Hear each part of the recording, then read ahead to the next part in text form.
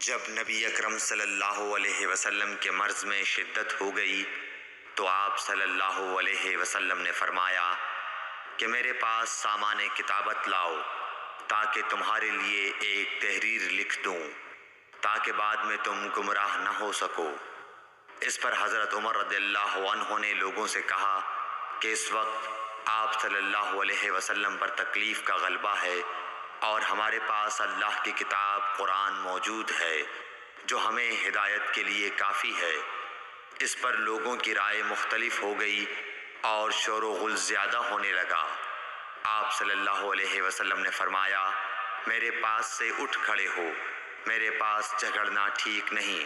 اس پر ابن عباس رضی اللہ عنہ یہ کہتے ہوئے نکل گئے کہ بے شک مصیبت بڑی سخت مصیبت ہے، وہ چیز جو ہمارے اور رسول کے اور آپ کی تحریر کے درمیان حائل ہو گئی۔ صحیح بخاری حدیث نمبر 114۔